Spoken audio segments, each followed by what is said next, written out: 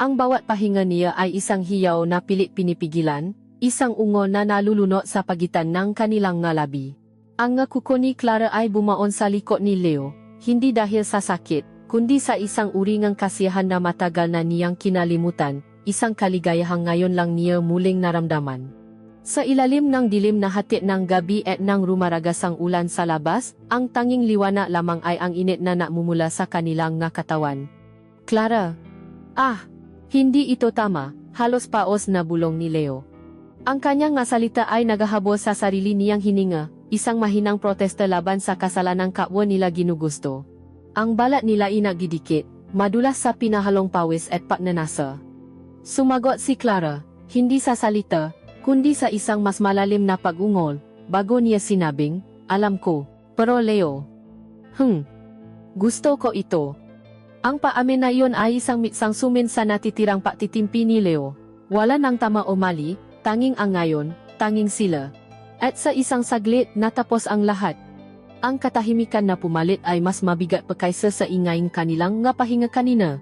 Nakahiga sila, hindi gumagalaw, pinakikinggan ang unti-unting pagina ng ulan at ang mabilis na tibok ng kanilang nga puso.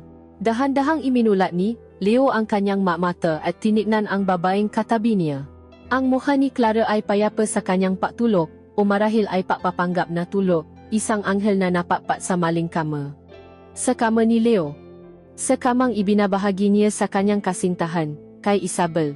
Ang amoy ng pabango ni Clara, isang matamis na lason, ay nakakapit sa kumot, sa unan, sa mismong hangin na kanyang hinihinga. Ito ang ebidensya ng kanilang pagkakasala. Siya si Leo, isang arkitekto na may buhay na mayos na nakaplano. Isang magandang karera, isang bahay na unti-unti nilang binubuo, at si Isabel, ang babaeng kasama niya sa loob ng 5 taon. Isang buhay na kontento, isang buhay na payapa. Hanggang sa isang araw, ang nakaraan ay bumalik para manirahan sa kabilang bahay, siya si Clara.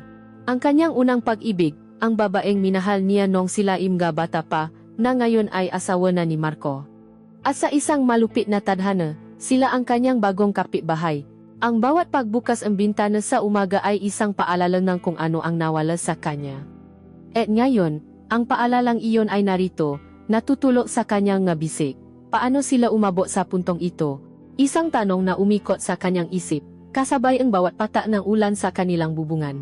Bago bumuhos ang ulan na tuluyang tatangay sa kanila sa kasalanan, may isang umaga na perpekto at payapa, Sabado. Ang araw ay banayat na sumisilip sa masiwang ng kanilang bintana, gumuguhit ng nga gintong linya sa sahig na gawa sa kahoy. Amoy ni freshly brewed coffee ang bumabalot sa kusina, isang ritual na sinisimulan ni Leo at Isabel tuwing umaga ng pahinga. Naupo si Leo sa tapat niya, pinamamasdan kung paano nito dahan-dahang hinahalo ang asukal sa kanyang tasa, isang pamilya na kilos na libo-libong beses na niyang nasaksihan sa loob ng 5 taon nilang pagsasama. May isang uri ng kagandahan sa kanilang katahimikan, isang komportableng katahimikan na nabuo mula sa paulit-ulit na mga araw at gabi. Ngunit sa ilalim nito, para kay Leo, mayroon ding isang hindi may paliwanag na kabagutan, isang pakiramdam na tila ang kanilang buhay ay isang magandang larawan na matagal nang nakasabit sa dingding at hindi na pinapansin. Ano kayang magandang gawin ngayon? Tanong ni Isabel. Ang kanyang ngiti ay kasing init ng kapeng kanilang hinihigop. Bago pa man makasagot si Leo, isang ugong mula sa labas ang pumutol sa kanilang katahimikan. Isang malaking moving truck ang dahan-dahang umatras at huminto sa tapat ng bahay na matagal nang walang nakatira. Ang bahay sa kanilang tabi. Ayan na yata ang mga bago nating kapitbahay, masayang sabi ni Isabel, at tumayo para sumilip sa bintana. Sumunod si Leo, dala ang kanyang tasa, at tinignan ang eksena. Mga trabahador na nagsisimulang mababanang kahon, mga muebles na nakabalot sa plastik. Isang ordinaryong tanawin ng isang bagong simula. Ngunit biglang natigilan ang mundo ni Leo. Mula sa pinto ng pasahero ng truck, isang babae ang bumaba. Ang paraan ng paggalaw nito, ang pagkakatali ng kanyang buhok sa isang magulong bun, ang paraan ng paglalagay niya ng kamay sa kanyang baywang habang pinagmamasdan ang nga nagbubuhat. Hindi niya kailangang makita ang mukha nito ng malapitan. Kilala niya ang bawat kilos na iyon. Ang kanyang puso ay biglang kumabo ng napakabilis, na tila gustong kumawala sa kanyang dibdib. Ang tasang hawak niya ay bahagyang nangini. Pakaraan ng 10 taon, heto siya. Ang babaeng akala niya ay mananatili na lamang sa makalawangin na alaala ng kanyang kabataan. Clara, ang pangalan ay namutawi sa kanyang isipan, hindi isang bulong, kundi isang sigaw na siya lang ang nakakarinig. Bigla siyang bumalik sa isang pasilyo ng kanilang high school, among lumang libro at Flowex. Naalala niya ang tawa ni Clara, isang musikang kayang mapagaan ng kahit anong problema. Naalala niya ang kanilang makamay na palihim na makakadikit sa ilalim ng desk, ang init at kuryenteng dumadaloy sa bawat pakdampi. Naalala niya ang kanilang unang halik sa likod ng gym, lasang bubblegum at takot na baka may makakita. Si Clara ang kanyang unang pag-ibig, ang kanyang unang lahat. At naalala rin niya ang sakit ng kanilang paghihiwalay, isang desisyon na binuo ng kabataan at na makapangarap na hindi makatukma. Isang sakit na inakala niyang matagal nang nagilom, ngunit ngayon, sa isang iglap, sariwa na namang bumubukas. Leo, okay ka lang, para kang nakakita ng multo, puna ni Isabel, na may halong paalala sa kanyang boses. Pilit na ngumiti si Leo, ibinaba ang kanyang tas bago pa ito tuluyang mahulog. Hindi. Nagulat lang ako. Hindi ko akalain na may titiran na pala diyan, pagsisinungaling niya. Pero ang totoo, ang multong nakita niya ay hindi nakakatakot, bakos ay mapanganib na pamilya. Isang multo ang kahapon na nakatawang tao sa kanyang harapan. Tara, batiin natin sila. Magdala tayo ng merienda mamaya, mungkahi ni Isabel, sa kanyang likas na pagiging palakaibigan. Para kay Leo, iyon ang pinakahuling bagay na gusto niyang gawin. Gusto niyang makulong sa kanyang opisina, isara ang mga kurtina, at mapanggap na walang nakbago. Ngunit alam niyang hindi maari. Ang paiwas ay makmumuha lamang kahina-hinala. Kaya tumango na lamang siya, isang papet na sumusunod sa agos, habang ang kanyang isip ay naglalakbay sa libo-libong paano kung. Kinahapunan, tulad ng ipinanggako, naglakad sila patungo sa kabilang bahay, may dalang isang basket ng tinapay at palaman na inihanda ni Isabel. Bawat hakbang ni Leo ay mabigat, na tila dinadala niya ang bigat ng 10 taon na lumipas. Naabutan nila si Clara sa labas, napupunas ng pawis habang inutusan ang mga mover. Nang lumingon ito at makita sila, natigilan ito. Sa mga mata nito, nakita ni Leo ang parehong pakabigla na naramdaman niya kaninang umaga. Isang kisap mata ng pakilala, isang saglit na pakbukas ng pinto sa nakaraan, bago ito mabilis na isinara at napalitan ng isang pilit na ngiti. Leo? Ikaw nga, sabi nito, ang boses ay mas malalim na ngayon, mas may laman, ngunit ang himig ay pareho pa rin. Clara? Anong ginagawa mo dito? Tanong ni Leo, isang tangang tanong na halata naman ang sagot. Bago pa man makasagot si Clara, isang lalaki ang lumabas mula sa loob ng bahay. Matangkat, mukhang mas may edad sa kanila ng ilang taon, at may kumpiyansa sa bawat galaw. Hon, sino sila? Tanong nito, at inakbayan si Clara. Iyon na marahil si Marco. Ang asawa. Marco, ito si Leo. At naalinlangan si Isabel. Isabel, papapakilala ni Isabel. Inilahat ang kamay kay Marco na masaya namang tinanggap iyon, mga bago naming kapitbahay. Si Leo, dati ko siyang kaklase. Ang salitang kaklase ay tila hindi sapat, isang salitang napakababaw para ilarawan kung ano sila nun. Inilahat ni Leo ang kanyang kamay kay Marco. Ang pagpisil ni Marco ay matatak, palakaibigan, ngunit para kay Leo, iyon ay isang pag-angkin. Ito ang lalaking nakmamayari sa babaeng minsan niyang pinangarap. Pagkatapos ay isang maliit na batang lalaki ang tumakbo palabas at yumakap sa binti ni Clara. Mommy, I'm thirsty. Ang salitang mommy ay tumusok sa puso ni Leo. Hindi na lang siya asawa ng iba, isa na siyang ina. Ang katotohanang iyon ay isang pada na mas mataas pa kaysa sa bako na naghihiwalay sa kanilang nga tahanan. Ang pag-usap ay naging formal at puno enerhiya megapilit na energy. Kamustahan tungkol sa trabaho, sa lugar, mga bagay na walang kabuluhan. Ngunit sa likod ng mga salitang iyon, ang tanging naririnig ni Leo ay ang katahimikan sa pagitan nila ni Clara. Ang mahindi masabing salita, ang matanong na hindi maaring itanong. Ang kanilang nga mata ay naiwasan, ngunit paminsan-minsan. Sa mga nakaw na sandali, sila ay nakatapo, at sa mga saglit na iyon, naroon ang lahat ang alaala, ang panghihinayang, at isang kislap ng kung anong hindi pa kayang pangalanan ni Leo. Pabalik nila sa kanilang bahay, Napatuloy si Isabel sa pagkukwento tungkol sa kung gaano kabait ang kanilang mabagong kapitbahay. Si Leo ay tumatango lang, ngunit ang isip niya ay naiwan sa kabilang bakuran. Nang gabing iyon, hindi siya makatulog. Pumunta siya sa kanyang study, ang silid na may pinakamagandang tanawin sa bahay ni na Clara.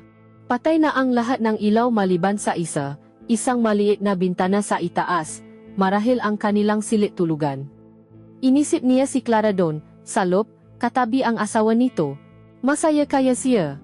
Napapangiti ba siya ni Marco sa paraan na alam niyang kaya niyang gawin noon? Iniisip din kaya siya nito, kahit isang saglit lang?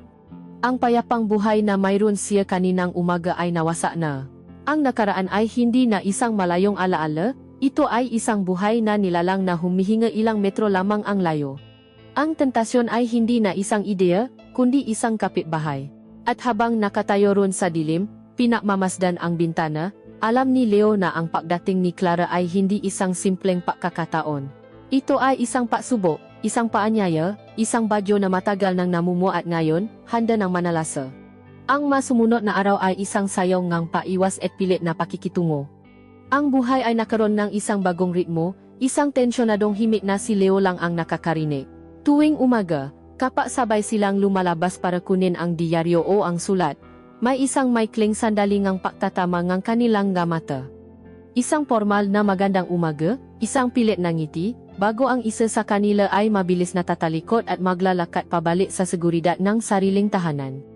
Para silang dalawang magnet na may parehong polarity, pilit na naglalapit ngunit itinutulak din palayo ng isang hindi nakikitang puwersa.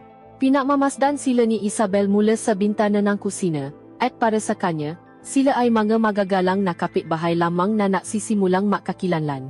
Hindi niya nakikita ang masalitang hindi binibikas, ang bigat sa bawat paginga, ang 10 taon ng kasaysayan na nakatayo sa pagitan nina Leo at Clara sa kanilang damuhan. Si Leo ay naging isang bihasang espiya sa sarili niyang bahay. Ang kanyang study, na dati isang lugar ng trabaho at pagliha, ay naging kanyang observation deck. Mula roon, nakikita niya ang maliit na bahagi ng mundo ni Clara. Nakikita niya itong nagdidilik ng halaman sa umaga, ang buhok ay nakapusok pa at suot ang isang lumang t-shirt na marahil ay kay Marco. Mukha itong simple, ordinaryo, isang ordinaryong may bahay. Ngunit sa mga mata ni Leo, bawat kilos nito ay may kahulugan. Ang paraan ng payuko nito para bunutin ang isang damo, ang pag-aplos nito sa dahon ng isang rosas, ang pagtingala nito sa langit na tila may malalim na iniisip. Hinahanap niya ang Clara na kanyang kilala sa likod ng babaeng ito na ina at asawa. Isang hapon, habang nagtatrabaho si Leo, narinig niya ang masayang tawanan mula sa labas. Sumilip siya. Naglalaro si Clara at ang kanyang anak sa damuhan, naghahabulan sila sa ilalim ng sprinkler.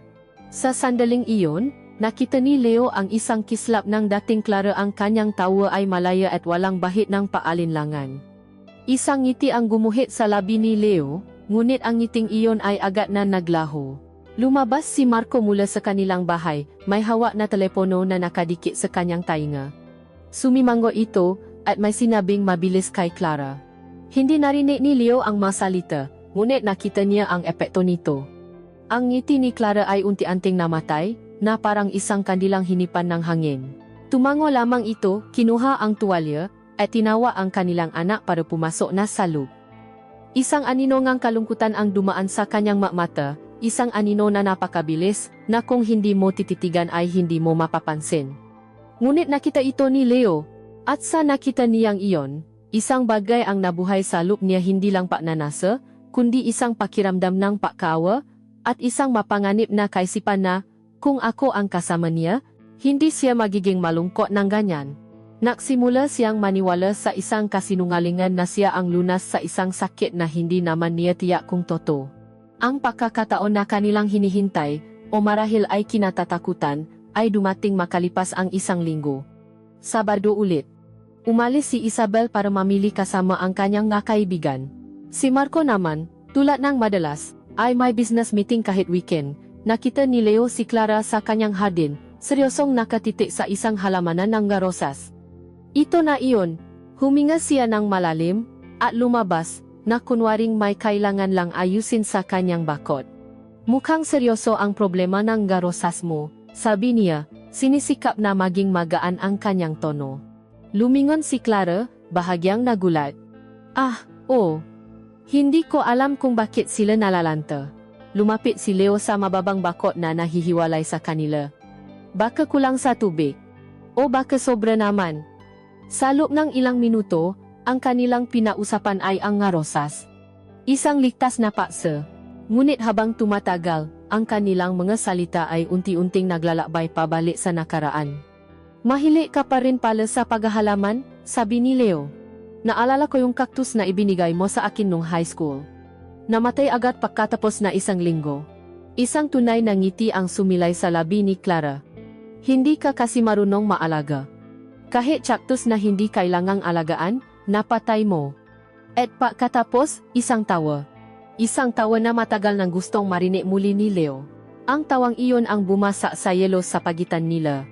Naalala mo ba si Mrs. de Guzman? Tanong ni Clara. Yung terronating math teacher? Naman, sagot ni Leo.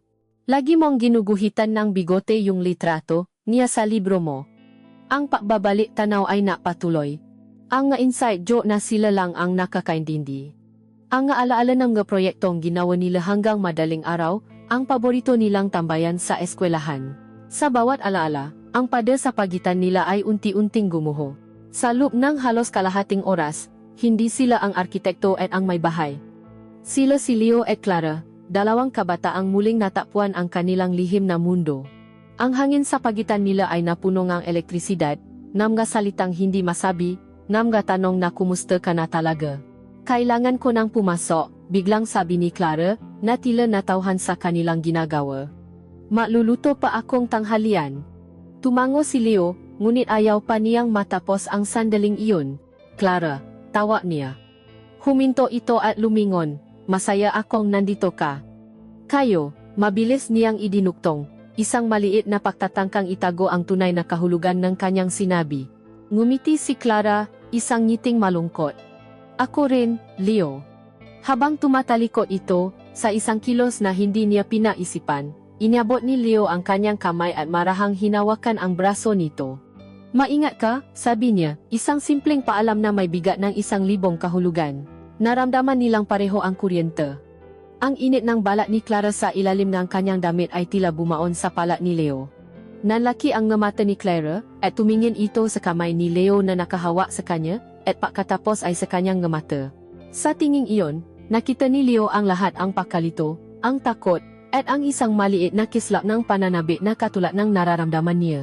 Dahan-dahan nitong binawi ang kanyang braso, hindi sa paraang galit, kundi sa paraang maingat, na tila isang bagay na mahalaga at babasagin ang kanilang hinahawakan. Walang nagsalita. Tumalikod na si Clara at mabilis na pumasok sa kanyang bahay.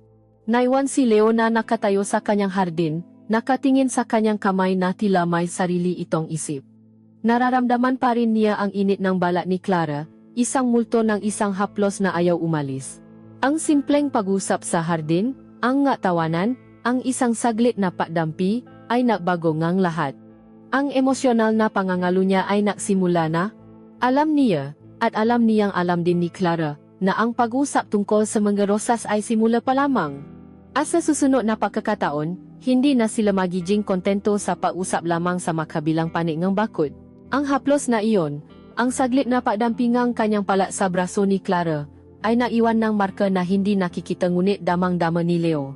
Sa sumunod na mga araw, ang hangin sa pagitan ng kanilang gabahay ay tila naging mas makapal, mas mabigat. Ang nga simpleng pagtatakbo sa labas ay naging isang laro nga tinding paiwas. Kapag nakikita niyang lalabas si Clara, mananatili siya sa loob. Kapag naririnig niya ang boses nito, pipiliin niyang huwag lumingon. Alam niyang ginagawa rin ito ni Clara. Ang kanilang takot ay ang pinakamalinaw na ebidensya na ang naramdaman nila sa hardin ay totoo at mapanganib. Ngunit ang pag-iwas ay isa lamang uri ng panggatong. Habang pilit nilang pinapatay ang apoy, lalo lamang itong nag-alap sa kanilang mga isipan.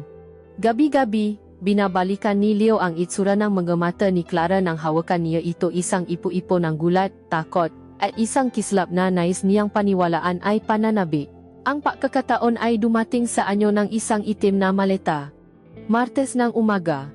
Nakita ni Leo si Marco na hila-hila ito palabas ng kanilang bahay, bihis opisina. Lumabas si Clara para ihatid ito sa pinto. Hinalikan siya ni Marco sa pisngi, isang halik na mabilis at walang init, isang obligasyon bago pumasok sa trabaho. Habang pinapanood ni Leo ang sasakyan ni Marco na papalayo, nakita niya si Clara na nakatayo sa may pinto, nakatingin sa kawalan. Hindi ito mukhang malungkot, hindi rin masaya. Mukha lamang itong pagod. Isang uri ng kapaguran na hindi nakukuha sa puyat, kundi sa mga taon ng pagkasanay sa pag-isa. Sa isip ni Leo, iyon ay isang senyales, isang siwang, isang pagkakataon na hindi niya dapat palampasin. Kinakabahan, kinuha niya ang kanyang telepono. Ito ang unang beses. Nag-type siya, binura, nag-type ulit. Bawat salita ay may ngat niyang pinili, na tila isang arkitekto na gumagawa ng pinakamahalagang blueprint ng kanyang buhay. Ang mensahe ay kailangang maging kaswal, halos inosente. Hi Clara, this is Leo. Sorry sa abala. Baka may alam kang coffee shop dito sa malapit na tahimik. Kailangan ko lang magtrabaho sa labas, para may ba naman. Iyon ang kanyang pine. Isang simpleng tanong na nakbibigay sa kanyang kalayaang tumanggi. Pagkatapos pindutin ang send, pakiramdam niya ay tumalon siya mula sa isang mataas na gusali na walang kasiguraduhan kung may sasalo. Bawat segundo en paghihintay sa sagot ay isang pagdurusa. Inilapak niya ang telepono, pagkatapos ay kinuha ulit. Paano kung hindi ito sumagot? O mas malala, paano kung ipinakita nito kay Marco? Ngunit pakaraan ng 15 minuto na parang isang taon, na-vibrate ang kanyang telepono. Try mo sa The Hidden Nook, medyo malayo pero maganda at tahimik doon. Enjoy! Walang imbitasyon, walang pangungumusta. Ngunit ibinigay nito ang lugar. At para kay Leo, sapat na iyon. Ang The Hidden Nook ay nakatago sa isang eskinita, malayo sa ingay ng pangunahing kalsada. Ang loop ay may amoy ng kapa, lumang papel, at mangga pangakong hindi natupad. Pumili si Leo ang isang mesa sa pinakasulo, isang lugar kung saan kitang-kita niya ang pinto pero hindi siya madaling makita. Naglabas siya ang laptop at nakpanggap na naktatrabaho. Ngunit ang bawat pagbukas ang pinto, bawat tunog ang kampanilya, ay nakpapatindi ang kanyang nga balahibo. Naghihintay siya, hindi sigurado kung darating ang kanyang hinihintay. At pagkatapos, pumasok ito. Natigilan si Leo. Hindi ito ang Clara na nagdidilik ng halaman o naghahatid sa asawa. Ang babaeng pumasok ay iba. Nakasuot ito ang isang simpleng navy blue sundress na hanggang tuhod, na lalong nakpapatingkat sa kaputian ang kanyang balat. Ang kanyang buho ay nakalugay, malambot na bumabagsak sa kanyang nga balikat. Mayroon siyang kaunting kolorete sa muha, sapat lang para bigyang diin ang lungkot at ganda ng kanyang nga mata. Nahanda ito. Ang katotohanan iyon ay isang matamis na tagumpay para kay Leo. Hindi ito nakataon lamang. Pareho silang may kasalanan. Napanggap itong lumingalinga, at pagkatapos ay nagulat nang makita siya. Leo, nandito ka rin pala. Ang kanilang maliit na dula ay nasimula na. Clara, umupo ka muna, alok niya, tinuturo ang bakanteng silya sa kanyang harapan. Naatubili ito saglit, isang huling patatangka sa pagkukunwari, bago tuluyang umupo. Nasimula ang kanilang usapan sa mga bagay na mababaw, ang kape, ang lugar, ang trabaho. Ngunit sa ilalim ng kanilang mga salita, may isang malakas na agos na nga hindi sinasabi. At habang naubos ang kape sa kanilang matasa, unti-unting lumalabas ang nga tunay na kuwento. Masaya ka ba, Clara? Ang tanong na iyon ay binitiwan ni Leo na parang isang bato na inihulo sa isang tahimik na lawa. Tumingin ito sa kanya, at pagkatapos ay sa kanyang tasa. Kinagat nito ang kanyang ibabang labi, isang kilos na ginagawa nito noon kapag malalim ang iniisip. Okay naman, sagot nito, isang sagot na hindi nasasabi ng kahit ano. May anak ako na mahal ko, may bahay kami, secure kami. Pero, huminto ito. Pero minsan, pakiramdam ko isa lang akong dekorasyon sa bahay na iyon. Nandun, maganda, pero hindi talaga nakikita. Sa mga salitang iyon, binuksan ni Clara ang pinto sa kanyang kalungkutan, at pinapasok si Leo sa loob. Siya naman ang tinanong nito. Ikaw? Masaya ka kay Isabel?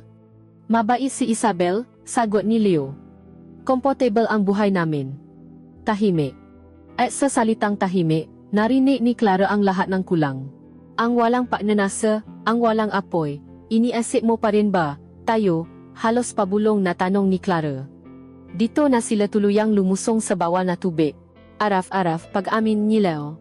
Araw-araw, inisip ko kung ano ang nangyari kung naging mas matapang lang ako noon. Kung hindi kita hinayaang umalis. Ang kanilang nga alaala ay bumalik, hindi na bilang nga masasayang kuwento, kundi bilang nga multo nga sana. Ang bawat isa ay nakbahagi ang nga pira-pirasong kaluluwa na hindi nila may bahagi sa kanilang makasintahan. Habang sila ay nausap, bahagyang yumuko si Leo para mas marinig ito, at naamoy niya ang kanyang buhok. Hindi na ito amoy baby powder o fruity shampoo. Ito ay amoy bulaklak at mas, isang pabango ngang isang babae. Isang pabango na gusto niyang amuyin habang buhay. Lumipas ang 2 oras na parang 2 minuto lamang. Ang kanilang nga kamay ay makalapit sa mesa, ang kanilang nga tuhod ay halos makadikit sa ilalim. Ang kanilang koneksyon ay hindi may pagkakaila. Sila ay 2 taong nasa maling buhay, na naghahanap ng tama sa maling paraan. Nang sila'y mapaalam sa parking lot, ang hangin ay mas naging mabigat. Walang nasalita. Tinitigan lang ni Leo si Clara, sinasaulo ang bawat detalyeng kanyang mukha sa ilalim ng papalubo na araw. Gusto niya itong halikan. Ngunit pinigilan niya ang kanyang sarili, ang paasam ay mas matamis pa sa anyayon. Gusto kitang makitang muli, sabi niya. Ang kanyang boses ay seryoso at puno ng kahulugan. Nang ganito, tayo lang. Hindi sumagot si Clara ano. Tumingin lamang ito sa kanya, ang kanyang nga mata ay nagsasabing lahat ng hindi kayang sabihin ng kanyang galabi. Pagkatapos, sa isang halos hindi mapansing galaw, marahan itong tumango, bago mabilis na pumasok sa kanyang kotse at umalis. Naiwan si Leo, nakatayo, ang puso ay dumadagundong. Ang apoy ay nasindihan na. Ang usapan sa kape ay isang kontrata. Ang emosyonal na pangangalo niya ay ganap na. At alam nilang pareho na ang susunod na pakikita ay hindi na magtatapos sa salita lamang.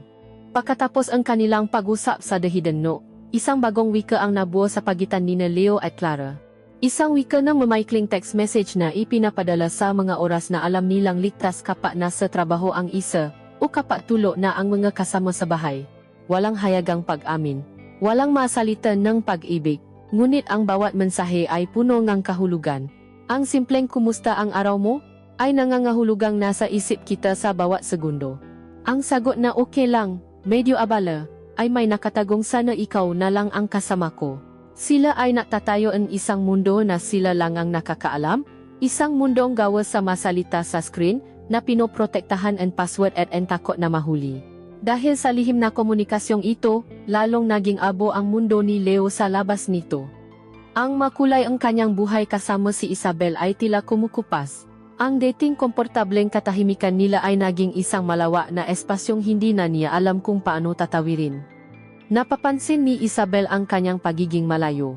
May problema ba sa trabaho, mahal? Madalas nitong tanong, ang kanyang mata ay puno ng paalala na hindi alam kung saan ibabaling.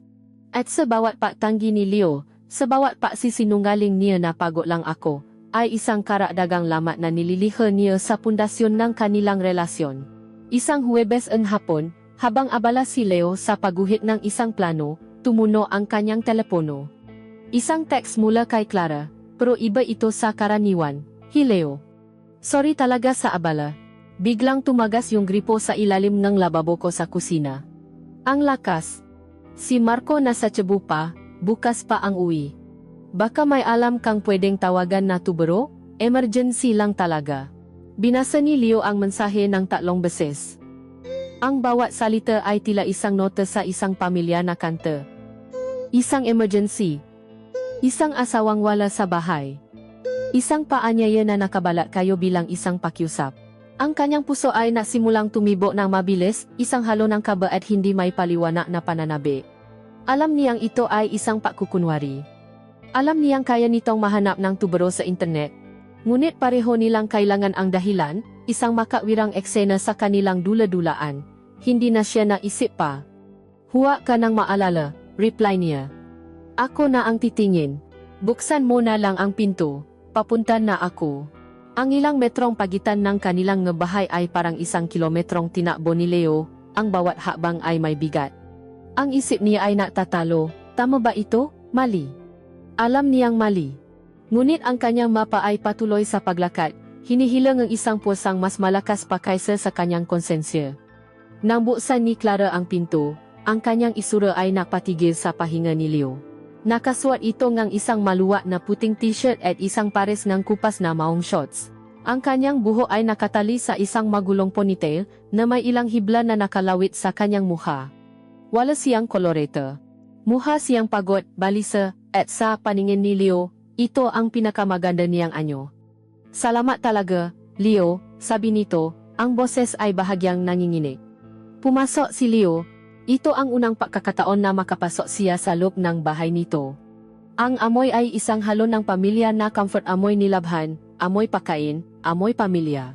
Sa isang pada, nakasabit ang mga litrato nila si Clara, si Marco, at ang kanilang anak, lahat nakangiti. Isang masayang pamilya. Isang perpektong pamilya.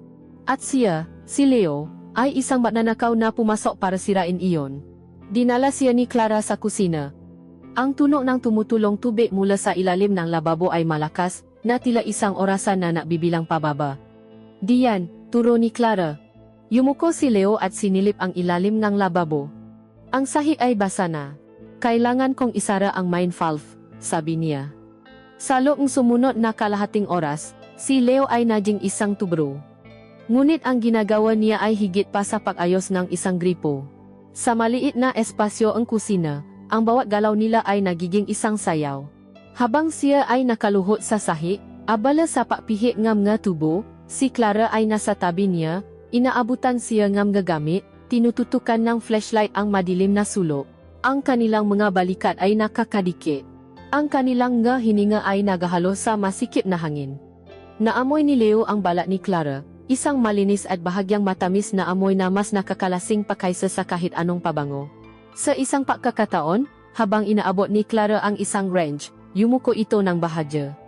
Ang kwelyo ng kanyang maluwag na t-shirt ay bumukas ng kaunti. At sa isang saglit na iyon, na parang isang slow motion na eksena sa pelikula, nakita ni Leo ang gilid ng isang itim na lace. Isang manipis na piraso ngang itim na puntas laban sa kanyang maputing balat. Ang detalyeng iyon ay parang isang kidlat na gumuhit sa isip ni Leo.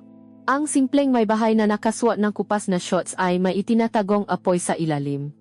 Isang lihim na karangyaan. Isang sensualidad na hindi para sa kanya, na lalong napagising sa kanyang natutulo na pagnanasa. Mabilis siyang umiwas ng tingin, ang kanyang lalamunan ay biglang natuyo. Sa tingin ko, ayos na, sabi ni Leo, ang kanyang boses ay mas malalim kaysa sa normal. Ang tunog ng pagtagas ay tumigil. At ang katahimikang pumalit ay nakakabingi. Dahan-dahan siyang tumayo, pinunasan ang kanyang nga kamay sa isang basahan. Humarap siya kay Clara. Nakatayo sila nang napakalapit sa isa't isa, na halos wala ng espasyong namamagitan sa kanila. Ang kusina ay biglang naging napakaliit. Salamat, Leo, bulong ni Clara. Ang kanyang mata ay nakatitik sa kanya, hindi kumukurap. Wala yon, sagot niya. Ngunit ang masalita ay tila nawalan ng kahulugan. Ang tanging mahalaga ay ang tingin sa mga mata nito. Isang tingin na puno ng pasasalamat, ng paalinlangan, at ng isang tanong na pareho nilang gustong masagot. Hindi na niya napigilan ang kanyang sarili. Itinaas niya ang kanyang kamay na may grasa pamula sa paayos ng tubo, at marahang inalis ang isang hiblang ang buhok na nakaharang sa mukha ni Clara. Ang kanyang mga daliri ay dumampi sa pisngi nito. Mainit. Malambot. Hindi ito umiwas. Sa halip, bahagya itong pumikit at sumandal sa kanyang haplos. Iyon na ang hudyat, iyon na ang pahintulot. Sa isang mabilis ngunit tiyak na galaw, inilapit niya ang kanyang mukha at hinalikan ito. Ang kanilang mga labi ay natakpo, hindi sa paraang malambing, kundi sa paraang marahas at gutom. Ito ang halik ng 10 taon ng paghihintay, ng mga linggo ng pagnanasa, ng 1,000 text message na puno ng subtext. Ang isang kamay niya ay humawa sa batok nito, isiniksik ang kanyang nga daliri sa buhok nito, habang ang isa naman ay humigpit sa kanyang baywang, idinikit ang katawan nito sa kanya. Ang nga kamay ni Clara ay umaya sa kanyang dibdib, na parang itutulak siya, ngunit sa huling sandali, ang nga ito ay kumuyom sa kanyang damit, humihipit, kumakapit. Ito ay isang halik na lasang kape, lasang kalawang, at lasang kasalanan. Isang halik na sumira sa lahat ng panuntunan. Huminto sila, parehong nahahabol ngang hininga. Ang kanilang ngano ay makadikit, hindi dapat. Halos walang boses na sabi ni Clara. Alam ko, sagot ni Leo. Ngunit sa puntong iyon, ang tama at mali ay mga salita na lamang na walang kapangyarihan. Tinitigan niya ito sa huling pagkakataon, sinisikap na isaulo ang bawat emosyon sa mukha nito, bago siya dahan-dahang umatras. Tumalikod siya at naglakad palabas ang kusina, palabas ang bahay, nang walang isa pang salita. Iniwan niya si Clara na nakatayo ron, maisa, sa gitna ng kanyang tahimik na kusina, ang kanyang daliri ay nakahawa sa sarili niyang galabi. Habang naglalakad si Leo pabalik sa kanyang sariling bahay, ang mundo sa paligid niya ay tila walang tunog. Ang tanging nararamdaman niya ay ang lasa ni Clara sa kanyang bibig at ang multo ng katawan nito sa kanyang kamay. Ang linya ay tuluyan ng nalampasan. Walang nang paurong. At ang halik na iyon ay hindi isang katapusan. Ito ay isang pangako. Ang halik na iyon sa kanyang kusina ay isang selyo, isang kasunduang nilagdaan ng kanilang mga labi. Pagkatapos nun, ang kanilang mga text message ay nabago ng anyo. Ang dating mga pahiwatig ay naging mga direktang tanong. Kailan? Ang dating mga pangumusta ay naging mga hayagang pag-amin. Gusto kitang makasama. Hindi na ito isang laro ng pagkakataon. Ito ay naging isang maingat na pagpaplano ng isang krimen. Ang bawat araw na lumilipas ay isang pagtaas ng tensyon, isang pag-ipon ng pagnanasa na nakababantang umapaw anumang oras. Si Leo ay nabubuhay sa dalawang makaibang mundo. Sa umaga, siya ang mapagmahal na partner ni Isabel, umiinom ng kape at nag-usap tungkol sa mabayarin. Ngunit sa gabi, kapag mag-isa na siya sa kanyang study, siya ay isang lalaking nagbabala, nag-abang, naghihintay sa perpektong pagkakataon. At ang pagkakataon ay dumating, nakaplano at hindi maiwasan. Isang family reunion sa probinsya. Matagal na itong nakaskedula. Alis si Isabel ng Biyernes ng hapon at babalik ng Linggo ng gabi. 2 gabi. 48 oras. Para kay Leo, iyon ay isang kawalan na parang isang walang hanggang kalayaan. Nang hapon na umalis si Isabel, hinalikan siya nito sa pinto. Maingat ka dito, mahal. Mamimiss kita. Ngumiti si Leo at sinabing, mamimiss din kita. At sa pagsasabi niya ang kasinungalingang iyon, isang bahagi ang kanyang kaluluwa ang namatay.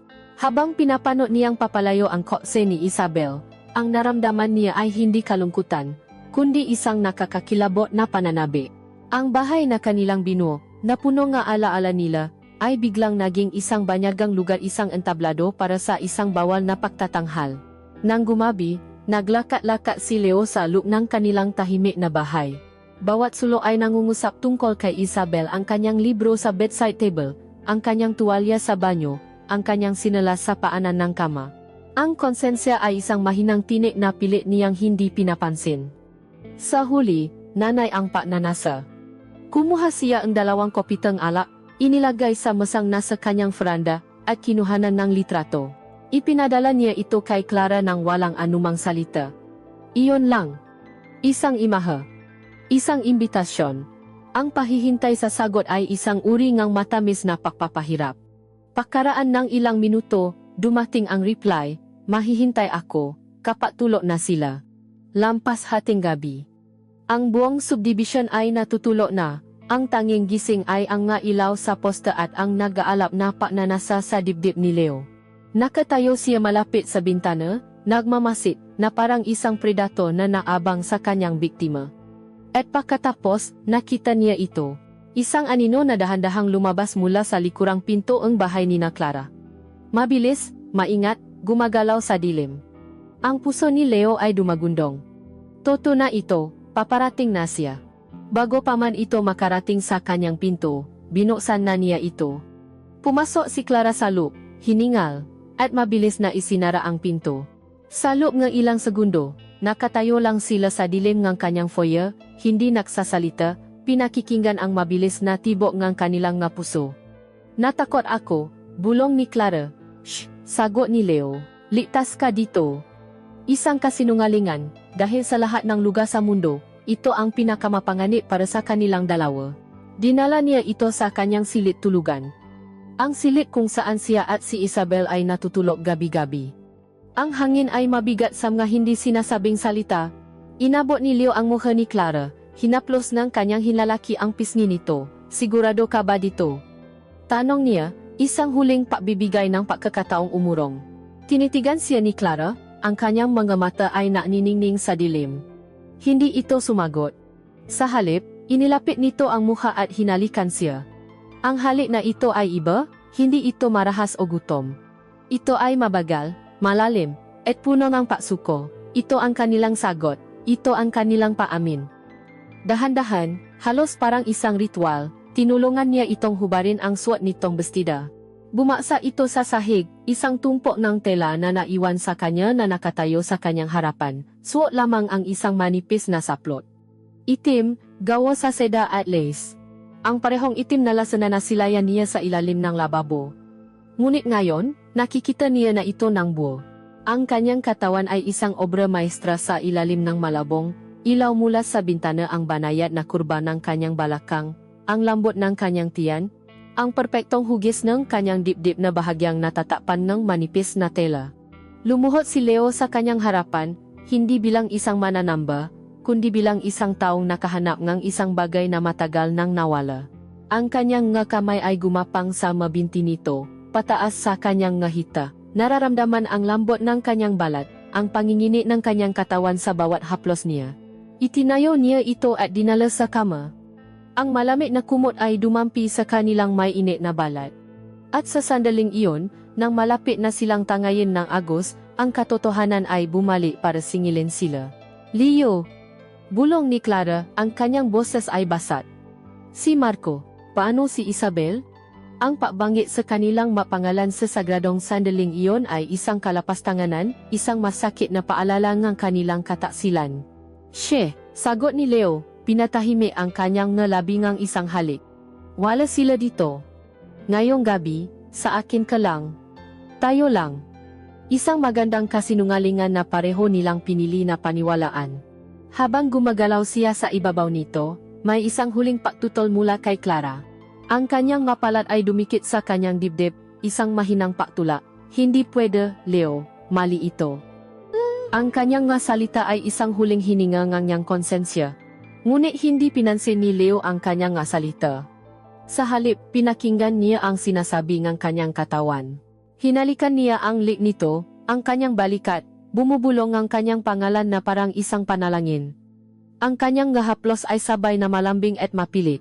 At dahan-dahan, ang pagtutol sa kanyang nga kamay ay nawala, napalitan ng isang mahigpit na pakapit. Ang kanyang mahinang hindi ay naging isang ungol ng paksang-ayon, ng pagnanasa, ng pagtanggap. At sa wakas, pagkatapos ng 10 taon ng paghihintay, sila ay naging isa. Ang kanilang magkatawan ay gumalaw sa isang perpektong ritmo, na tila kabisado ang bawat isa, isang sayaw na matagal nang dapat isinayaw. Ito ay higit pa sa pisikal na akto, ito ay isang pagbabalik, isang paangkin, isang marahas at magandang pagtatakpo ang dalawang kaluluwang matagal nang naliligaw. Pagkatapos, ang tanging maririnig na lamang ay ang kanilang mga pahinga. Nakahiga sila sa gitna ng nagulong kumot, basa sa pawis, nakatingin sa kisama. Ang init ng pagnanasa ay dahan-dahang napalitan ng malamig na katotohanan. Nakuha na nila ang kanilang gusto. Ngunit sa anong halaga? Hinila ni Leo si Clara palapit sa kanya, niyakap ito ng mahigpit. Walang salitang kayang magbigay ng ginhawa. Nakahiga sila sa kama ni Isabel, sa dilim, parehong gising, parehong binabagabak ng bigat ng kanilang ginawa. Ang katahimikan sa pagitan nila ay hindi na katahimikan ng kapayapaan, kundi katahimikan ng kasalanan. Ang pinto ay nabuksan na, at alam nilang pareho na ang makahihinatnan na naabang sa labas nito ay ngayon lang magsisimulang maningil. Ang katapusan ng linggo na iyon ay lumikha ng isang bagong universo para kina Leo at Clara, isang universo na may sariling nga batas, sariling oras, at sariling araw. At kapag ang kanilang nga partner ay bumalik, ang unibersong iyon ay kailangan nilang isara at itago sa pinakamadilim na sulok ng kanilang nga puso. Ang pagbabalik ni Isabel ay isang matamis na pagpapahirap para kay Leo. Sinalubong niya ito nga yakap at halik, habang ang lasa ni Clara ay naroon pa rin sa kanyang nga labi. Bawat mabait na salita ni Isabel, bawat haplos nito na puno ng pagtitiwala, ay isang mainit na bakal na tumutusok sa kanyang budi. Siya ay naging isang napakahusay na aktor. Ngumingiti siya sa makuwento ni Isabel tungkol sa reunion, tumatawa sa tamang nga pagkakataon, habang ang kanyang isip ay naglalakbay sa kabilang bahay?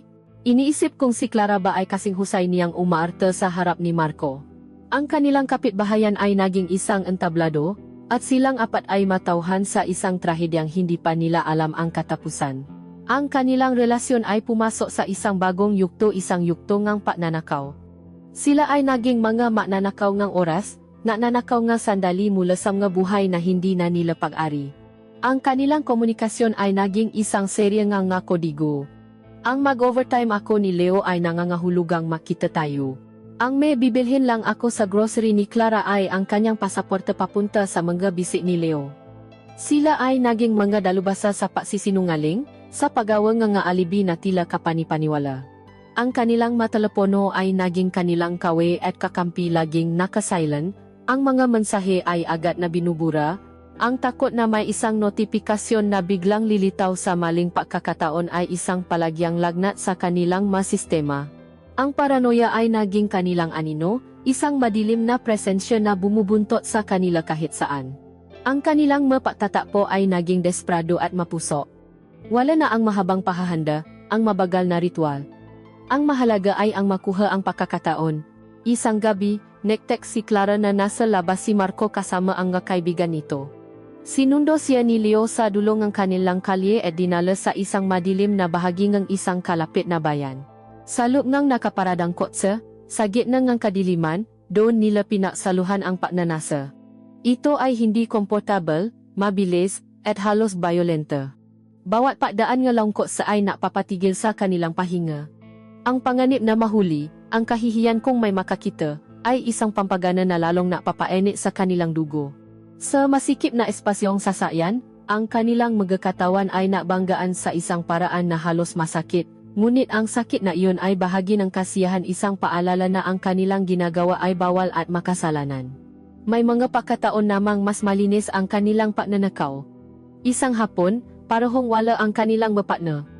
Isang oras, mayroon silang isang oras, mabilis na pumuslit si Clara papunta sa bahay ni Leo. Papasok pa lang niya sa pinto, sinalubong na siya nga halik ni Leo, itinulak siya sa pada. Ang kanilang nga damit ay halos mapunit sa pagmamadali. Ang bawat segundo ay mahalaga. Ang kanilang pagtatali ay isang karera laban sa oras.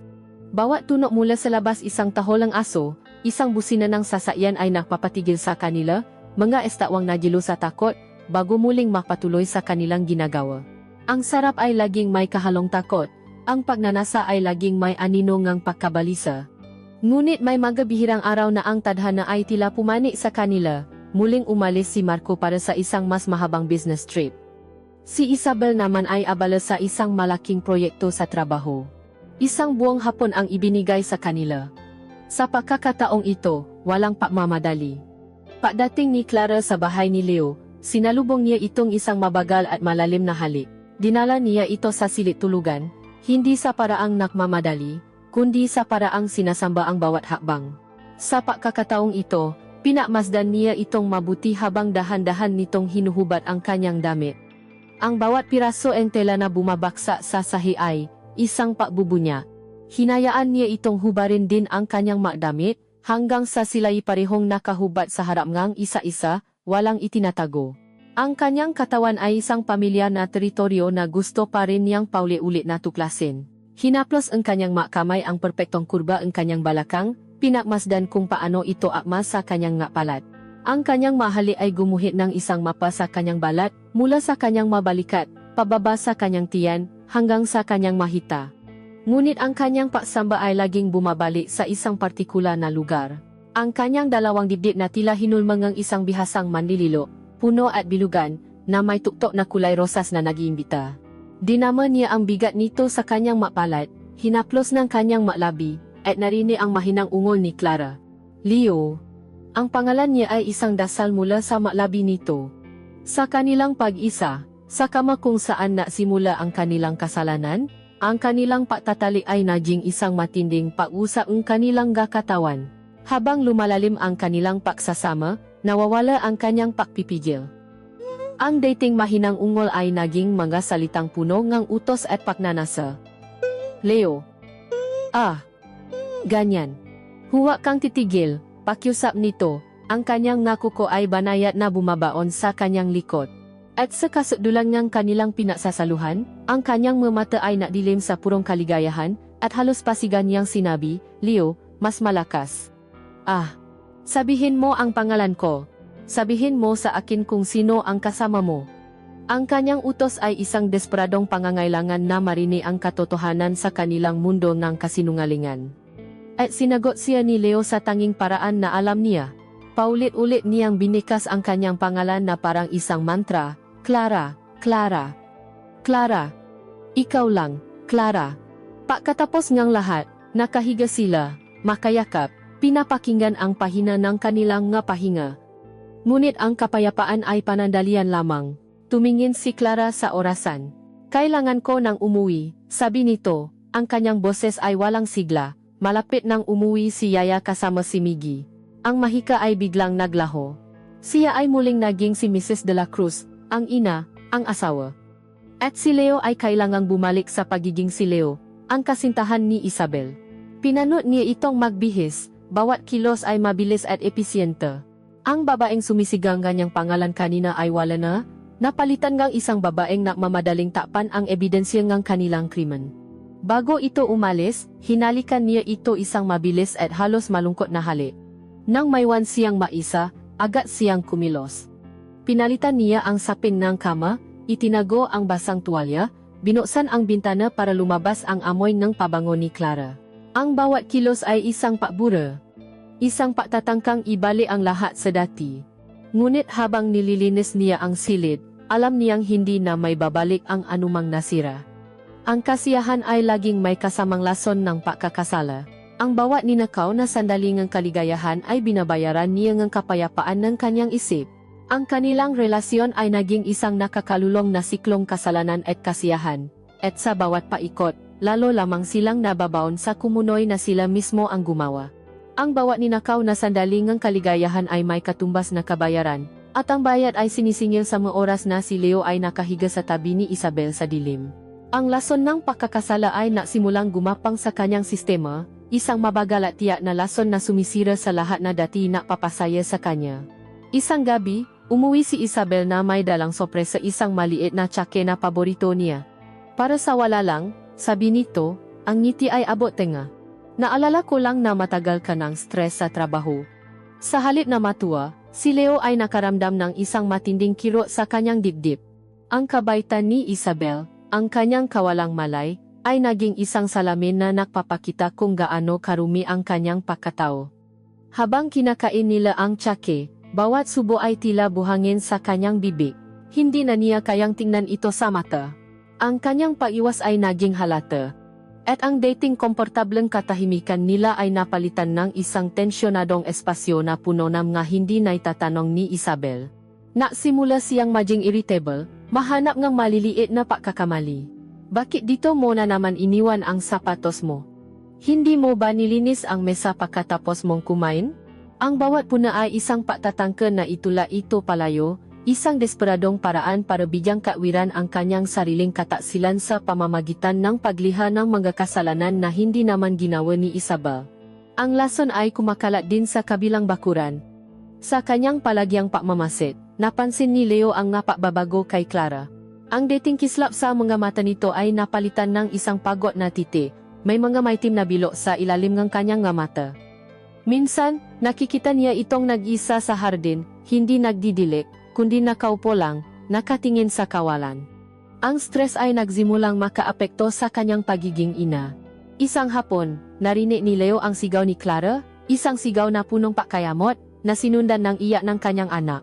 Sumilip si Leo at nakita si Clara na nakatayo. Ang kanyang nga kamay ay nanginginig, habang ang kanyang anak ay umiyak sa sahig. Pagkatapos ilang sandali, lumuhod si Clara at niyakap ang bata, ang kanyang mukha ay puno ng pagsisisi. Ang eksenang iyon ay isang punyal sa puso ni Leo. Ang kanilang paraiso ay hindi lang nakakasira sa kanilang dalawa, ito ay nagsisimulan ng manakit ng nga inosenteng tao sa kanilang paligid. Maging ang kanilang nga ninakaw na sandali ay nabahiran na ng lason. Ang kanilang mga pagtatali ay naging mas mabilis, mas desperado. "Bilisan mo, Leo," madalas nitong sabihin. "Baka biglang dumating si Marco." Ang kanilang santuwaryo ay naging isang kulungan ng takot. At ang takot na iyon ay nakaroon ng mukha isang Miyerkules ng hapon. Ito ay isa sa mabihirang araw na tila perpekto ang lahat para sa isang kasalanan. Si Isabel ay may isang buong araw na semina sa kabilang lungsod. Si Marco naman ay nasa isang business trip sa Davao at kinabukasan pa ang balik. Ang bahay ni Leo ay isang ligtas na kanlungan. O iyon ang kanilang akala? Pumasok si Clara sa bahay ni Leo, at sa unang pagkakataon sa loob ng maraming linggo, mayroon silang oras. Walang pagmamadali. Niyakap nila ang isa-isa ng mahigpit, sinisikap na hanapin ang init at connection na unti-unting ninanakaw sa kanila ng takot. Dinala siya ni Leo sa silid, at ang kanilang paisa ay isang patatangkang bumalik sa simula mabagal, malambing, punong nga halik na naksasabi ng lahat ng hindi nila masabi sa tek. Ngunit sa ilalim ng lahat na iyon, ang takot ay naroon pa rin, isang hindi imbitadong panauhin sa kanilang kama. Nasa gitna sila ang kanilang pag-init, ang kanilang makatawan ay makadikit, ang kanilang mapahinga ay isa, nang bigla silang may narinig. Isang pamilya na tunog ang makina ang sasakyan. At pagkatapos, ang tunog ng pagbukas ng gate sa kabilang bahay. Ang kotse ni Marco. Bumalik ito ng isang araw na mas maaga. Sa isang iglap, ang init sa kanilang mga katawan ay naging yelo. Natigilan sila, maastatwang gawa sa takot. Ang tanging maririnig ay ang mabilis na patibok ng kanilang mapuso. Diyos ko, Leo, halos walang boses na sabi ni Clara, ang kanyang mukha ay namutla. Ang sumunod na mga segundo ay isang magulong banggunggot. Magbihis ka, bilis, utos ni Leo. Nasimula silang mapanik. Ang makamay ni Clara ay nanginginig ng sobra kaya hindi niya may suot ang kanyang bestida. Tinulungan siya ni Leo, ang kanyang mga daliri ay hindi rin makasunod sa gusto ng kanyang isip. Nakmamadali nilang pinulot ang lahat ng ebidensya, ang kanyang sapatos, ang kanyang bag. Sa likod kedumaan, sabi ni Leo, hinihilas siya palabas ng silid. Hindi na nila kayang maisip ng diretso. Ang tanging gumagana ay ang kanilang insting na mabuhay, na makatakas. Tinakbo nila ang pasilyo papuntang kusina. Binuksan ni Leo ang pinto sa likod. Ang daan palabas ay ang mababang bakod na naghihiwalay sa kanilang nga ari-arian. Isang bakod na minsan nilang tinatawanan. Ngayon, ito ay isang pader na kailangan nilang lakpasan. Inalalayan ni Leo si Clara na umakyat. Ang kanyang paakyat ay hindi maganda, puno ang takot, ang kanyang damit ay halos masabit. Isang hindi marangal na paktakas. Pagkalakpas niya, hindi na ito lumingon.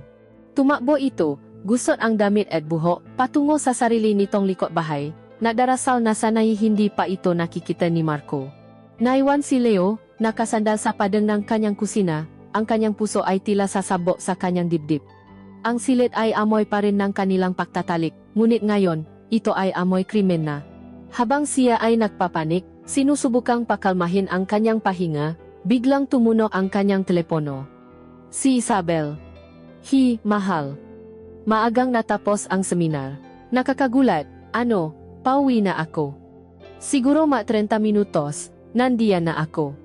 Ang balita ay isa pang suntok sa kanyang sikmura.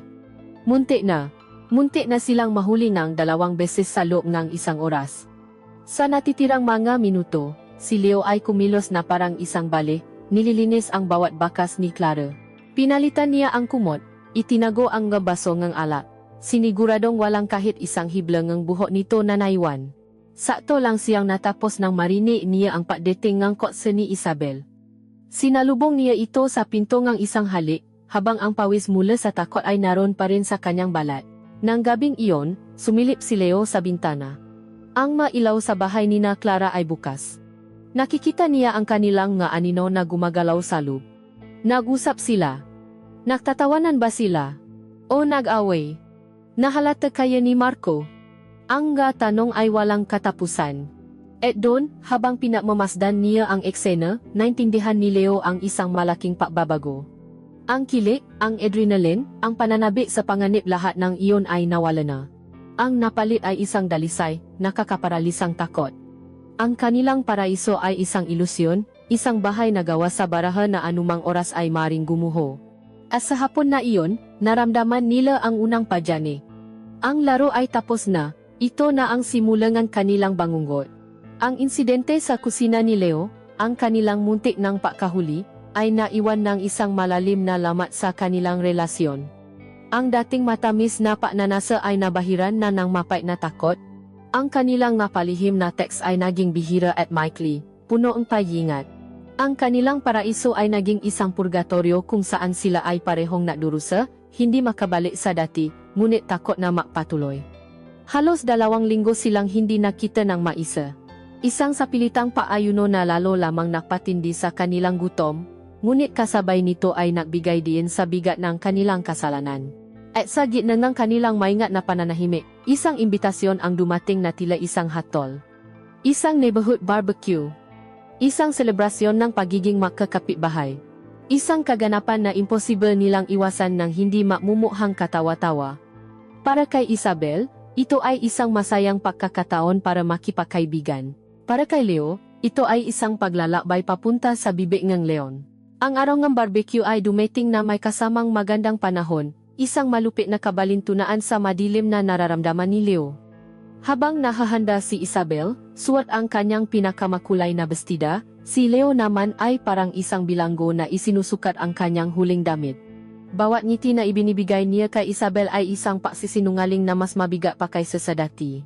Pagdating nila sa party, ang hangin ay puno ng amoy ng inihaw na karne, ng tawanan ng mga bata, ng masayang tugtugin. Isang perpektong larawan ng buhay sa suburbia. Ngunit ang hinahanap ng mga mata ni Leo ay isa lamang. At natakpuan niya ito. Si Clara. Nakatayo ito sa tabi ni Marco, may hawak na isang baso ang iced tea, tumatawa sa isang birong sinabi ang kanilang kapitbahay. Sa isang saglit, nagtamo ang kanilang mga mata mula sa kabilang dulo ang hardin. Walang ngiti, walang pakbati. Isang mabilis na pakilala lamang, isang silent film na isanangang kanilang pinaksamahang takot, bago sila parehong mabilis na umiwas ng tingin. Si Marco ay nasa kanyang elemento. Siya ang hariang party, palangiti, palakaibigan, tinatapi ang nga balikat ng nga kalalakihan, binibigyan ng papuri ang nga kababayhan. Pinapano siya ni Leo na may halong pakamuhi at inggit. Si Marco ang larawan ng lahat ng dapat ay siya isang asawang ipinagmamalaki ang kanyang pamilya, isang lalaking komportable sa kanyang lugar sa mundo. At pagkatapos, sa isang iglap na tila kinuha mula sa kanyang pinakamasamang bangungot, hinilas siya ni Isabel papunta mismo sa kanila. Hi guys, grabe, ang saya dito. Bati ni Isabel, ang kanyang boses ay puno ng sigla na hindi alam ang panganib na nilalapitan. Napilitan silang apat na mausap. Ang usapan ay tungkol sa mabagay na walang kwenta, ang init ng panahon, ang bagong halaman ni Clara, ang huling laro ng basketball. Ngunit para kay Leo, ang bawat salita ay isang pagsubok.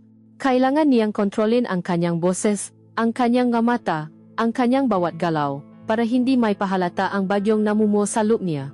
Ang tunay na pagpapahirap ay nasimula nang hindi na sila nausap. Habang nakatayo sila sa isang bilok kasama ang iba pang makapitbahay, nagsimula ang isang dula-dulaan ng paari na si Leo lang ang nakakaintindi. Biglang inabayan ni Marco si Clara, hinila ito palapit sa kanyang tagiliran. Ang kilos ay natural, pang-asawa. Ngunit sa mata ni Leo, iyon ay isang paangkin. Isang papapakita sa buong mundo na, akin siya. Naramdaman ni Leo ang painit ng kanyang kamao sa loob ng kanyang bulsa. Naramdaman niya ang isang primitive na galit, isang selos na wala siyang karapatang maramdaman. Pagkatapos ay kumuha si Marco ang isang piraso ang inihaw na liempo, at isinubo ito kay Clara. Masarap, di ba, mahal? Ngumiti si Clara at tumango. Ang simpleng eksenang iyon ay isang libong karayom na tumusok sa puso ni Leo. Ang kanyang malabi ang dapat na nakapapakain dito. Ang kanyang makamay ang dapat na nakahawa sa baywang nito. Pinapanot niya ang bawat reaksyon ni Clara, desperadong naghahanap ng isang senyales, isang bahagyang paninigas ng katawan, isang pilit na ngiti kahit anong mapapatunay na siya ay napapanggap lamang, na siya ay kasing miserable niya. Ngunit wala siyang nakita. O marahil, ayaw lang niyang makita.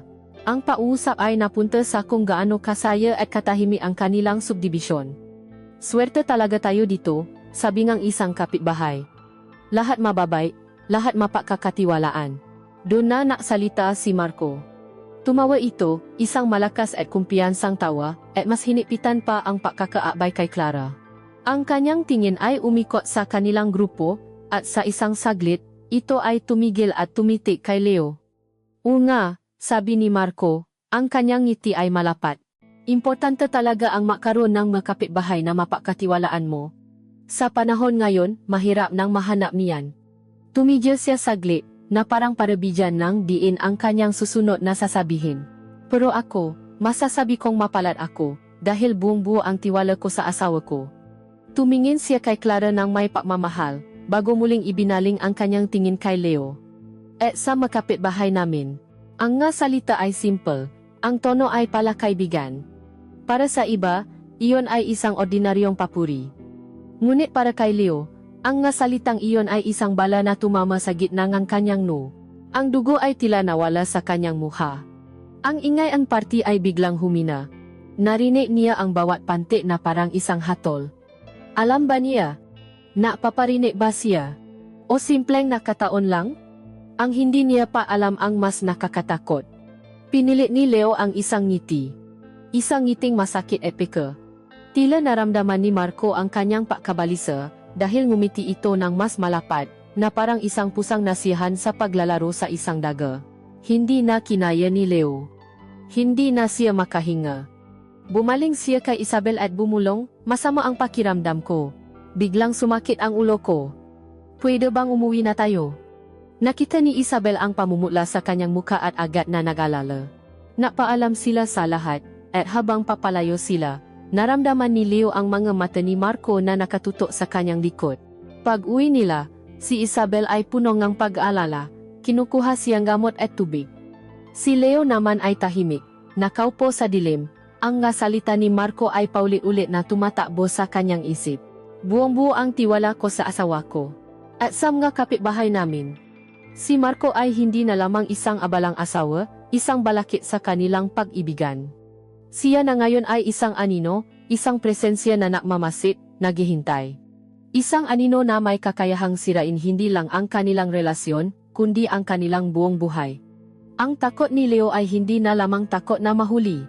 Ito na ngayon ay takot sa kung ano ang kayang gawin ng isang taong nagtitiwala kapag nalaman niyang siya ay niloloko.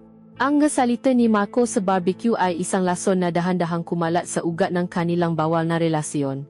Ang dating anino ng tako ay naging isang halimaw na may muka at pangalan. Pagkatapos ng gabing iyon, ang katahimikan sa pagitan ni Leo at Clara ay naging isang pada na yelo.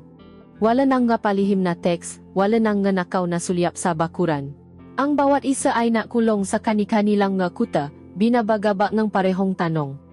Alam ba niya? Ang affair, na dati isang mainit na apoy na nabibigay buhay kay Leo, ay naging isang malamig na bigat sa kanyang dibdib.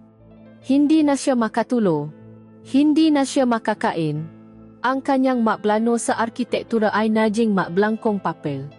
Ang kanyang buhay ay natigil, umiikot lamang sa isang paranoid na paghihintay sa isang katalismong hindi niya alam kung kailan darating. Ang katahimikan ay mas masakit pa kaysa sa kahit anong sigawan. Ang kawalan ng balita mula kay Clara ay isang pagpapahirap. At pagkaraan ng isang linggo ngang pagdurusa sa katahimikan, hindi na niya kinaya. Kailangan niyang malaman. Kailangan niyang marinig ang kanyang boses. Kailangan nilang harapin ang halimaw na ito ng makasama. Sa isang desperadong kilos, nag-text siya. Hindi na ito isang kodigo o isang pahiwati. Ito ay isang utos na isinilang mula sa purong pakasira ng loob. Kailangan nating mausap. Ngayon na, sa dahidanuk, walang pakiusap. Walang kung pwede ka, ito ay isang sigaw ng tulong. Naghintay siya, ang kanyang puso ay pumipinti sa kanyang lalamunan. Bawat segundo ay isang pagatol. At pagkatapos, isang salita lang ang bumalik. Sige. Pagdating ni Leo sa coffee shop, ang lugar na dati kanilang naging lihim na paraiso ay tila isang morgue. Umupo siya sa kanilang dating mesa sa sulok. Ang bawat detalye ang amoy ng kape. Ang mahinang musika ay isang paalala ng kanilang unang peusap doon, isang peusap na puno ng peasa at pananabik. Isang buhay na ang layo mula sa nararamdaman niya ngayon. Pagdating ni Clara, halos hindi niya ito nakilala. Ang babaeng pumasok ay hindi ang babaeng naayos para sa isang lihim na pakikipatakbo. Ang Clara na ito ay pagod, ang kanyang nabalikat ay nakayuko, ang kanyang mukha ay walang kolorete at maputla. Ang kanyang mamata ay puno ng parehong takot na nakikita ni Leo sa salamin tuwing umaga. Umupo ito sa kanyang harapan, at sa loob ng ilang minuto, walang naksalita. Ang kanilang nga kapa ay lumamig sa mesa, hindi nagalaw. Tinitigan lang nila ang isa-isa, at sa kanilang nga mata, nabasa nila ang parehong kwento nga gabing walang tulo at mga araw na puno ng pakabalisa. Hindi ko na kaya, Clara. Si Leo ang unang bumasa sa katahimikan, ang kanyang boses ay mahina at basak.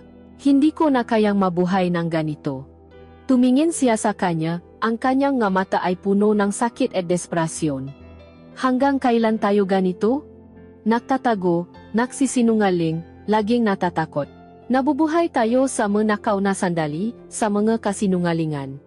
Para tayong mga multo sa sarili nating mga buhay. Nakikita ko si Isabel, at ang bawat ngiti niya ay isang sampal sa akin. Nakikita kita kasama si Marco, at pakiramdam ko ay sasabo ang dibdib ko. Ito ay hindi buhay, Clara. Ito ay impyerno. Huminga siya ng malalim, inilabas ang lahat ng tanong na bumabagaba sa kanya sa dilim. Ano ba talaga tayo, Clara? Ito ba? Pagnyanasa lang ba? Isang paraan para takasan ang kabagutan ng ating magabuhay? O mahal mo ba ako? Ang huling tanong ay halos pabulong, isang tanong na kinatatakutan niyang marinig ang sagot. Dahil kung pagnanasa lang ito, kailangan na nating itigil. Ngayon na. Pero kung totoo ito, kung mahal mo ako, ano ang gagawin natin? Mayroon ba tayong gagawin? May patutunguhan ba ito? Sa wakas, ang pada na itinayo ni Clara sa kanyang paligid ay gumuho, ang kanyang nga mata ay napuno ng luha, at isa-isang pumata ang nga ito sa kanyang nga kamay na nakapatong sa mesa. Umiling siya, hindi bilang patanggi, kundi bilang tandang ganyang pakalito at sakit. Hindi ko alam, Leo, sabi nito, ang kanyang boses ay isang hikbi. Hindi ko na alam. Leo. Mahal kita.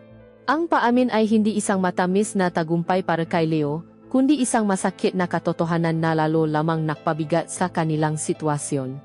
Mahal kita sa paraan na hindi ko naakalaing posible. Sa loob ng maraming taon, pakiramdam ko ay isa lang akong asawa, isang ina, isang papel na ginagampanan ko. Pero nang dumating ka, ipinaalala mo sa akin kung sino ako. Binuhay mo ulit ako. At iyon ang nakatakot. Dahil ang buhay na ito na ibinibigay mo sa akin ay hindi ko paari.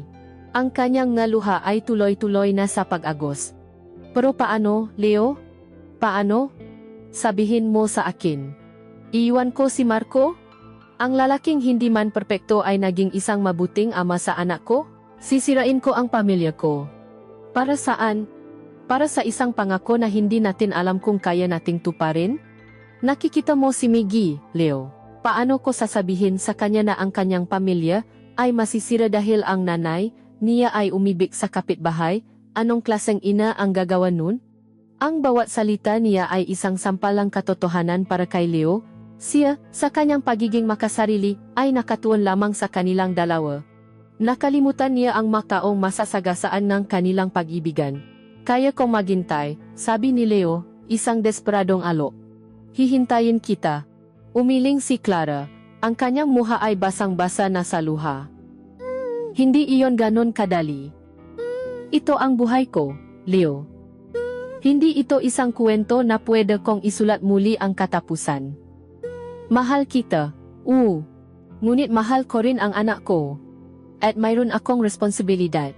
Ang pag-ibig na nararamdaman ko para sa iyo ay nabibigay sa akin ng kaligayahan, ngunit kasabay nito, sinisira nito ang lahat ng pinahahalagahan ko. Ang kanilang pag-usap ay isang paulit-ulit na pagampas sa isang pada na hindi kailanman guguho. Mahal nila ang isa't isa, ngunit ang pag-ibig na iyon ay nakakulong sa isang hawla ng realidad. Ang kanilang relasyon, na isinilang mula sa isang pantasiya ng what if, ay hindi kayang mabuhay sa mundo ng what is. Walang solusyon. Walang sagot. Ang naiwan lamang ay ang bigat ng kanilang impossible na sitwasyon. Umalis sila sa coffee shop hindi bilang makasintahan, kundi bilang dalawang estranghero na pinaisa ng isang malungkot na lihim. Habang naglalakad sila papalayo sa isa't isa sa parking lot, walang huling halik, walang huling yakap. Isang tingin lamang. Isang tingin na puno ng lahat ng kanilang pagsisisi, pagnanasa, at pamamaalam. Habang namamaneho si Leo Pawi, ang tanong na hanggang kailan tayo ganito? ay umalingaw-ngaw sa kanyang isip. Ngunit ngayon, alam na niya ang sagot. Hanggang dito na lang. Ang kanilang paamin ay hindi isang bagong simula, kundi isang pakilala sa kanilang katapusan. Ang kanilang bawal na paibi ay isang sakit na walang lunas, sa araw na iyon, pareho nilang tinanggap na ito ay terminal. Ang pag-usap sa The Hidden Note ay isang sentensya. Isang pinal na hatol sa kanilang relasyon na walang korte, walang apela. Pagkatapos ang araw na iyon, isang malamig na pader ang itinayo sa pagitan ng kanilang mga bahay. Ang katahimikan ay naging ganap. Hindi na sila nag-iwasan, tila baga hindi na nila nakikita ang isa't isa. Para silang dalawang multo na naglalakad sa makaibang dimensyon, umiral sa isang espasyo ngunit hindi na kailanman natatakbo. Sinubukan ni Leo na bumalik sa kanyang buhay. Sinubukan niyang maging mas present para kay Isabel, tumawa sa kanyang nga biro, makinig sa kanyang nga kwento. Ngunit siya ay isang mahusay na aktor lamang na gumanaganap sa isang papel na matagal na niyang kinalimutan ang mga linya. Ang kanyang kaluluwa ay naiwan sa sulok ng coffee shop na iyon, kasama ang ngaluhang hindi na mapipigilan ni Clara.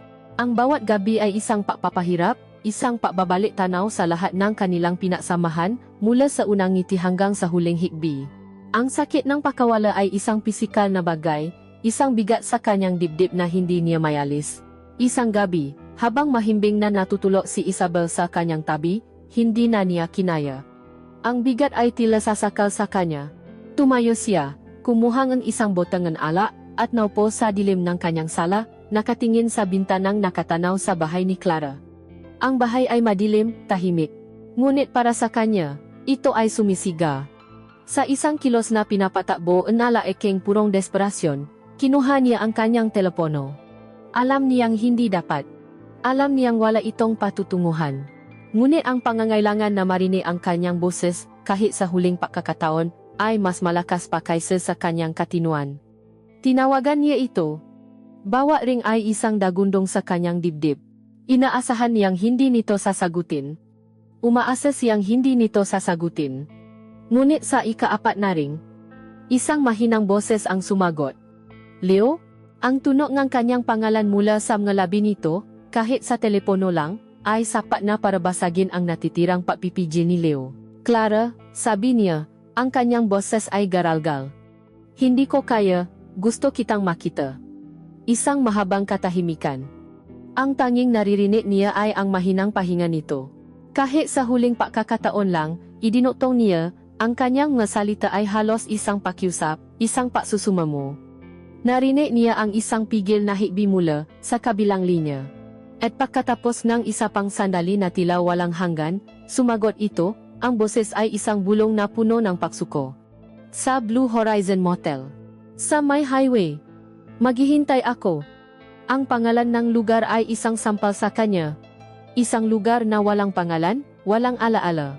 Isang lugar para sa mataong gustong magtago at makalimot. Iyon ang perpektong lugar para sa kanilang katapusan. Ang pagmamaneho papunta sa motel ay isang paglalakbay sa purgatorio. Bawat ilawang poste na kanilang nadadaanan ay nagpapakita ng nga pira-piraso ng kanilang kwento.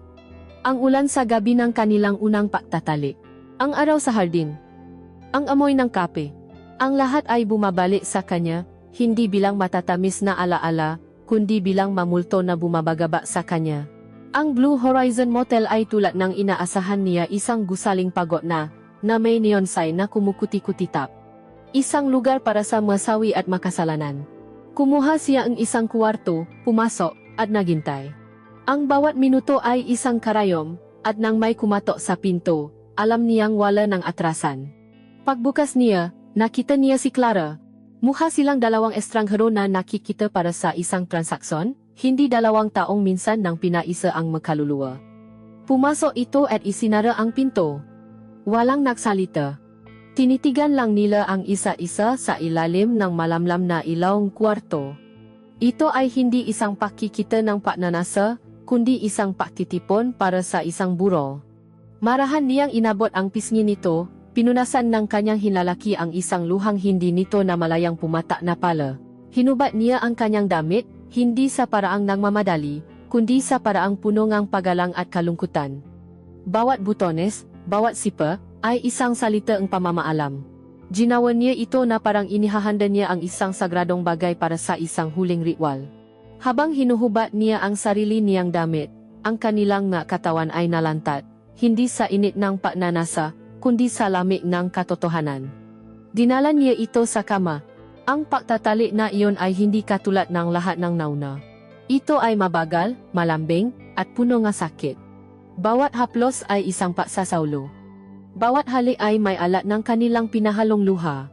Hindi na ito isang pagsabok ng pagnanasa, kundi isang tahimik na pag-agos ng kalungkutan. Ang kanyang magkamay ay gumapang sa kanyang katawan, kinakabisado ang bawat kurba, bawat balat, sinusubukan na iukit ang memorya nito sa kanyang magkapalat para habang buhay niyang madala. Sa kanilang pagsasama, ang matuno na kanilang nililiha ay hindi na ungol ng dalisay na sarap. Ito ay mahigbi na naluluno sa mahalik, magbulong nga salitang dapat sanay matagal na nilang sinabi. Mahal na mahal kita, Clara, bulong niya sa kanyang tainga, paulit-ulit, na parang sa pagbikas nito, magiging sapat na ito para baguhin ang kanilang tadhana. Hindi kita malilimutan, sagot nito, ang kanyang boses ay basak. Hinipitan niya ang yakap sa kanya, na parang sapat dikit ng kanilang katawan ay mapipigilan niya ang pagdating ng umaga, mapipigilan niya ang kanilang katapusan. Sila ay 2 taong nalulunod, at sa halip na sumigaw ng tulong, pinili nilang yakapin ang isa-isa habang sabay silang lumulubok sa ilalim. Hindi sila natulog. Mananatili silang makayakap. Pinapanood ang dahan-dahang pakpasok ng liwanag ng araw sa siwang ng kurtina.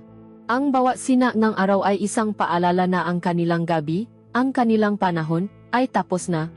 Sa katahimikan ng umaga, sila ay nagbihis. Walang salitaan. Ang bawat kilos ay mabigat. Pagkatapos, tumayo sila sa tapat ng pinto, ang huling estasyon ng kanilang paglalakbay. Walang nga pangako. Walang nga plano. Tanging ang bigat ng isang pamamaalam na pinal at hindi na mababawi. Paalam Leo, halos walang boses na sabi ni Clara. Paalam Clara, sakot niya. Tumalikod ito at naglakad palayo, hindi na lumingon pa. Pinanot niya ito hanggang sa maglaho ang anino nito sa pasilyo. Naiwan si Leo na mag-isa sa kuwartong amoy ng kanilang pinagsamang pawis at pihati. Ang kama ay magulo. Ang hangin ay mabigat. Pakiramdam niya ay hinigop ang lahat ng lakas sa kanyang katawan. Nakuha na niya ang kanyang huling pamamaalam. Natikman na niya sa huling pagkakataon ang kanilang bawal na paraiso. Ngunit ang naiwan sa kanya ay isang impayonong walang hanggan. Habang nagmamaneho siya pauwi, kasabay ng paksikat ng araw, ang mundo ay nagsisimula ng isang bagong araw. Ngunit para kay Leo, ito ang katapusan ng lahat. Tapos na ang kanilang kwento. Ang katawan ng kanilang paibig ay formal nang inilibing sa isang murang kwarto ng motel sa tabi ng highway. Lumipas ang buwan na parang ngapahina sa isang librong ayaw ng basahin ni Leo. Ang teg-init ay naging tegyulan, ang tegyulan ay naging malamig na hangin ng Disyembre. Nabago ang panahon, ngunit ang klima sa loob ng puso ni Leo ay nanatiling nagyayelo. Ang kanilang kuwento ni Clara ay hindi nakaroon ng marahas na pagsabo, kundi isang tahimik na pagkamatay. Walang sigawan, walang sumbatan, walang pag-amin na naganap. Sila ay naging 2 estranghero ulit, ngunit sa isang mas masakit na paraan. Ngayon, ang kanilang pagiging estranghero ay may kasamang alaala. Kapag nakakasalubong sila sa labas habang kinukuha ang kartero o natatapon ng basura, may isang formal na tango, isang ngiting hindi umaabot sa mata. Sila ay 2 sundalong na mula sa isang giyera, na ngayon napapanggap na hindi nila kilala ang mga pilat ng isa-isa. Pinapanood niya si Clara na mabuhay sa kanyang buhay naglalaro kasama ang anak nito, bumababa sa kotse kasama si Marco, nagdidiling ng rosas. Muha siyang normal. Muha siyang masaya. At ang normalidad na iyon, ang kanyang tilaganap na pagbabalik sa dati, ang siyang pinakamatinding parusa para kay Leo. Dahil para sa kanya, walang naging normal. Walang naging katulad ng dati. Ang relasyon nila ni Isabel ay isang siyudad na winasak ng isang lindol na siya lang ang nakaramdam. Hindi umamin si Leo. Ang sikreto ay nanatili sa kanya, isang tumo na unti-unting kumakain sa kanyang kaluluwa. Ngunit ang masikreto ay may sariling paraan para makpakita. Sa kanyang pagiging irritable, sa kanyang pagiging malayo, sa magabing hindi siya makatulog. Isang gabi, hinarap siya ni Isabel, hindi dahil sa galit, kundi dahil sa pagod.